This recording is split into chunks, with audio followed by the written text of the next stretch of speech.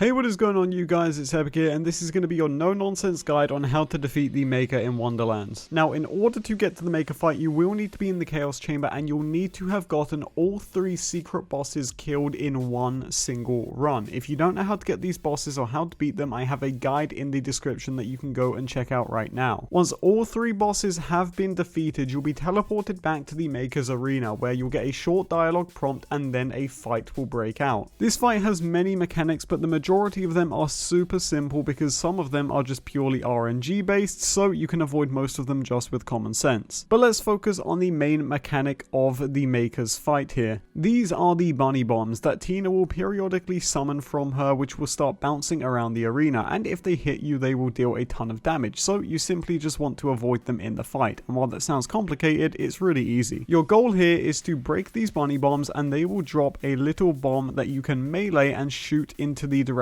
of the Maker in order to deal damage. So as soon as these bombs drop, you simply just want to break them, wait for them to prime up, and then send them over to the Maker just by meleeing them, and that will deal a bunch of damage. Another thing to be aware of with these bombs is that they can also cancel out attacks. So if you see the Maker rolling a dice in order to charge up an attack, if you melee a bomb at her, provided that she has not already rolled it, it will cancel that attack. Now, after a short while of these bombs being out on the field and you dealing damage to the Maker, she's going to wipe them and then roll an attack. These cannot be avoided, and you simply just have to accept the fact that there are going to be attacks that you need to dodge. The attacks can range anywhere from 1 to 20, and while they are not set out in a specific order, as I have seen many attacks roll on different numbers, even the 20 attack, there are some notable ones that you should be aware of. Sometimes Tina will get unlucky and will roll a really bad attack, which will actually deal damage to her rather than the player. Now, unfortunately, I don't have gameplay of this because it's rather rare, but that's just one to be aware of. Another notable attack is the massive Meteoric AoE attack, which is going to basically have you go to the edge of the arena, and a meteor is going to strike the arena, dealing damage to anybody in the visual circle. Just be careful when you go to the edge of the arena, because you can fall off of it, and sometimes Tina will knock you off herself with these attacks. Another attack is a circle, which will follow you around as you move in the arena before stopping and dealing damage to you. So the only way to counter this properly is just by moving extremely fast and hoping that when it hits you, it doesn't hit you too hard, because this one's pretty impossible to dodge. Another attack Tina will do is putting these moving, almost treadmill-like things on the arena, which are going to slowly push you off if you stand in them, so you just have to avoid them. It's not too hard to do, but be aware that they do push you off and you don't want to go down in them. And the final attack that you should be aware of is the statue of the Maker that can be summoned, and it will spawn a damaging elemental beam in the arena. You can get one of these where there's only 1 beam, some where there's 2, and I believe even one where there's 4, and in order to stop this attack, you just have to break the statue by shooting it. Now, I will say the Maker has so much health that it's almost not worth going into here just trying to completely raw damage her with any of the weapons you've got.